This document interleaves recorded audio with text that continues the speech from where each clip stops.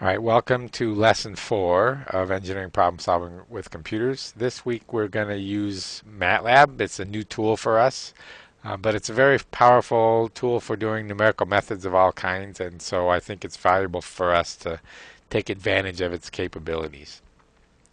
MATLAB began as a tool for doing linear algebra, and originally that was pretty much all it did.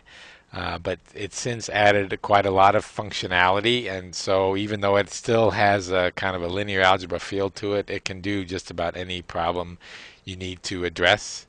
It runs on all platforms, which is nice, and if you get into it and want to add more functionality, there's toolboxes available that you can purchase and add into your MATLAB installation that add quite a lot of functionality. So there's toolboxes for optimization, control theory, control methods, image processing, all kinds of stuff like that. And so I encourage you to take a look at the MathWorks website and see what's available.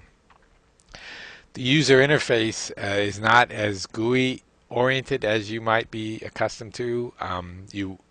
If you're used to doing your problem solving in, say, MathCAD or Excel or even Mathematic or Maple, you'll find this to be more command line driven than those, and therefore it'll seem a little low tech, but I think it's quite powerful, and so I encourage you to stick with it for a while, and you'll get used to the command line orientation. You can just sit at the command window, open up MATLAB, and start typing commands, and you'll see the output right away. In that sense, it's quite interactive. The problem is if you work that way, it's difficult to save results. If you do file save, you'll save the answers to everything you did, but not the inputs, and so you can't really make edits.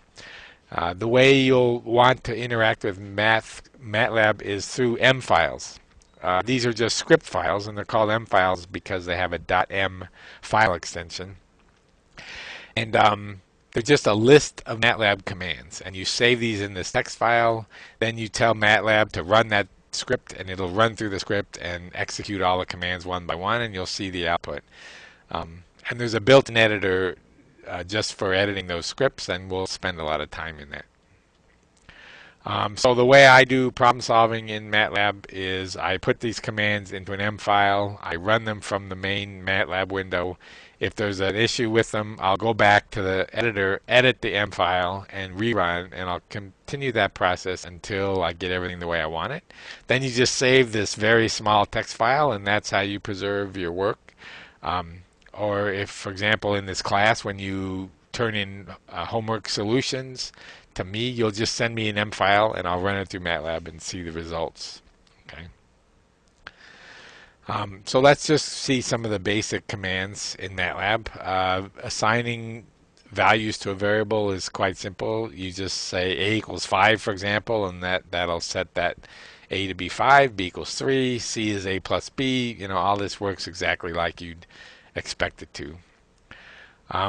But as I said, there's a linear algebra orientation to MATLAB, and so we need to be able to create vectors and matrices. Okay, so to create a vector, you just put the elements of the vector in square brackets, and you separate them by a space. So for example, this v1 is 0, 1, 2, 3, 4 in square brackets, makes a vector, which is the list of integers from 0 to 4.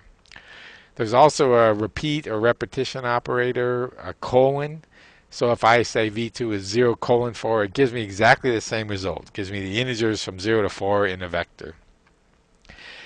Matrices are similar. We still use square brackets, but you separate rows by semicolons. So I say 1, 0, 1, separated by spaces. That gives me row 1 with 3 elements, 1, 0, 1. Then I go put a semicolon, go to row 2, I get 0, 1, 0. And then I go to row 3, get 0, 0, 1. So this would be a 3 by 3 matrix. 1, 0, 1 is the top row, 0, 1, 0 is the middle row, 0, 0, 1 is the bottom row. There's also some commands for creating specialized matrices. For example, 1s of 3 gives me a 3 by 3 matrix filled with 1s. There's a similar thing for zeros, and there's many other commands for creating specialized matrices. Now, sometimes you want to get at a certain element in a vector or a matrix, and you just use parentheses now. So v1 of 3 in parentheses gives me the third element of the vector v1. m1 of 2 comma 3 gives me the element, it's in row 2, column 3. I can use this repetition operator again. So m1 of colon comma 2 says give me all the rows in column 2, which basically returns column 2. And m1 of 1 comma colon says give me all the columns in row 1, which essentially returns row 1. So I can pick out a row or a column or a single element quite easily. Now, one thing that'll be a little strange for some of you, especially early on, is vector math. So by default, MATLAB wants to use vector math on anytime we do an operation on a vector. So for example, if I define a vector v to be the integers from 0 to 5, and then I say z equals v times v, it doesn't square each element in v and return it as z. It tries to multiply the vector v times itself, and that's actually not allowed. I could do the transpose of v times v, and then I would get a vector math result out of that, and that would work, but that would just be a scalar. If I want to square each element in v and return it as a new vector z, I use a dot before the operator. So v dot times v will take each element in v and multiply it by itself. So z becomes the squares of the integers from 0 to 5. There's a similar operator dot slash or dot caret. So another way to square each element in v is to go v dot caret 2, which will raise each element in v to the second power. Okay. In this class, we will basically never need vector math. So if you're at all unsure about whether to use a dot operator or not, just put it in and it's not going to hurt you.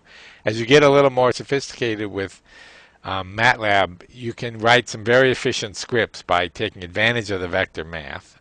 But at the level we're going to deal with MATLAB in this class, you won't need it. Okay, so when in doubt, put in the dot with the operator.